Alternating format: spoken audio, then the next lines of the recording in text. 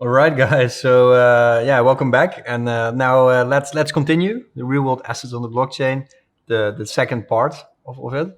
Let's do some money laundering. Huh? Let's buy some stocks on the blockchain, and let's see how that happens. So basically, what Uniswap did, they made an example of how to actually do collectibles on the blockchain and how to actually monetize this on the blockchain, and they're actually quite successful. So it goes actually as follows, right? So there's a certain amount of socks. So let's say, yeah. So there's a certain amount of socks. So one sock in the beginning cost $12, and the more people buy it, the price will go up more and more and more and more and more, right? And Uniswap only has to every time it has to facilitate the $12 socks, but these are like collectibles. So the person that bought the first sock, let's say I'm the first person that bought the sock for $12, I can sell my sock that I bought in the beginning to the person, maybe the person that bought the 100 sock. I can then sell it for like $150. And this game goes on until all the 500 socks are sold. Actually, the 500 sock cannot really be sold because the value of that 500 sock would be all the Ethereum that's in existence today. And the 499 sock would also cost around $1 million. So it's impossible for it to reach to that point where everything will be sold. So or somebody needs to spend all Ethereum in existence to buy a sock, but that's very unlikely to happen. Or somebody needs to spend $1 million to buy the sock. That's also unlikely to happen. I actually myself I bought this sock on online. It was announced on Twitter in May last year. I bought one of the socks. I think let's show proof of sock. And I think I bought it for like $100. It's a bit much, but I bought $100 socks, and yeah, you can actually see. Yeah, I have one sock available, and if I want now, I can say redeem next, and what will happen once I fill this information up? So I give my name, my street, my city, country, email. I will then burn my sock token, and they will send me a sock. But still, I will get sock, but that sock token that is then worth quite a bit of now worth like $150. I can also sell that sock token to somebody else. It's like a collectible item now until I redeem it. And yeah, the question is the sock token more valuable or the redeemable part? That there's also a lot of things determined on that. Oh, there's 103 socks that are redeemed. So 103 people actually burned the sock token to receive their socks. There's 153 sock tokens in the pool. And the pool is funded, so the liquidity in itself is funded by the people that were buying the socks. So the money that after the $12 that it cost to print the socks and to send the socks, that rest money will go in the pool and serve as liquidity and serve as the bonding curve to increase the price. We can basically see that here. So here is sock sold versus price, the bonding curve. Sock price source code is right here, so you can see that price curve happening right here. And if we go to Uniswap, let's go. We can actually see that. Yeah, you can see here there's a liquidity pool. This is the wrong liquidity pool. Let's look here. Yeah, I think it's here. Yeah. Just loading. Here we can see all the different pools. And yeah, let's search for the socks, each socks.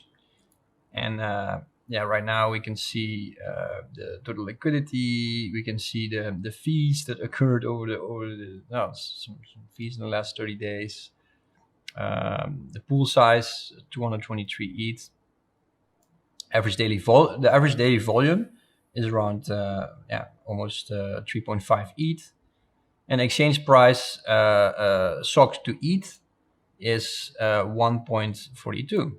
So you can see basically one sock to eat is $1.42. So if I actually use the exchange now, if I'm now selling my sock token in the pool, I can get 1.42 ETH for it, right?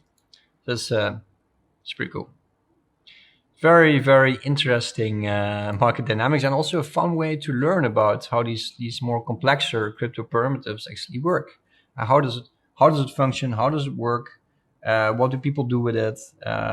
What other stocks traders are using? So there's people that are using these crypto parameters are also using MakerDAO and other more complexer primitives. And what I find really funny, what are the other people doing with these SOX tokens actually? Yeah, you can see they're trading them around in different markets. Really interesting. I really encourage and challenge you to dive a little bit deeper into that as well. So we can also actually buy wine and other products on the blockchain. We can also explore that. So we go to, this is actually from the Wix. We can actually buy wine. I think I also bought this one time as a joke. I think I bought like a bottle for like $150 just to see if it actually appreciates value. So yeah, you can bid on a bottle of wine, and the bottle will then increase in value if you bought actually a good year. And this is a big market, like luxury goods. There's a big market where people trade whiskeys and trade wines and all that, and that's all possible in a token form, and all backed by the blockchain and backed by cryptographic proof that actually somebody actually has the wine stored somewhere. Also, we can actually also buy real estate with the blockchain. There's a project called Realty, and I actually the proud owner of a small piece of real estate in America, where I own a percentage of, and I'm gaining interest on that every day, basically. That works. It's a very cool protocol. If you have a little bit of money to spend, and if you want to go into real estate, yeah, this is your chance. You can also see that here in the Twitter account. Ryan Seen Adams is like, what is the coolest thing you did in crypto last week? Well, I sold my house in 3.5 days on the blockchain. So basically, let's say you have a house, you have a house in the Netherlands, in America, and wherever. You can actually sell your house on Realty, and then people become like fractionalized owner of your house. It's possible. You can go to the website and you can sell a part of your house on the blockchain, and other people will provide liquidity into that. So the Realty tokens are already on Uniswap. So if you're actually going to explore this, you will see that these tokens are available on Uniswap. You can buy them, you can sell them, and you can also create your own token. And you can see the price actually is pretty stable. And we saw the small price change in Black Thursday, when there was a small price deviation against the Ethereum value of the house, etc. But that is gained back again. So the prices are stable and the markets are functioning pretty well. And what's really cool, what I see forming today, is housing baskets on Realty via Balancer and MakerDAO. Baskets of houses. Doesn't that remember us of the 2008 crisis all over again? But this time is all transparent, so you can really transparently see everything that's going on, which kind of houses are in there. So it's an interesting aspect. So basically what you can then do is say, well, I want to sell my house. The other person wants to sell his house. There's this whole separate market, as you can see here, or you go to the website. There's a whole overview of different real estate objects that you can buy and sell. Now with Balancer and Realty combined together and MakerDAO, what will happen? There will be a basket of houses created. So let's say a basket of houses in northern US, or a basket of houses in western Europe, in the Netherlands, London, Amsterdam, London, and Paris. These are overall pretty prime real estate objects. And then you can basket them together and then sell them in a pooled token. And that pooled token, again, could serve as a collateral type for MakerDAO. And that's actually what they're working on today. So I encourage you to look deeper into that, and actually to also later at the end of this course, there will be an assignment where you will be motivated to buy some off-chain real-world crypto assets.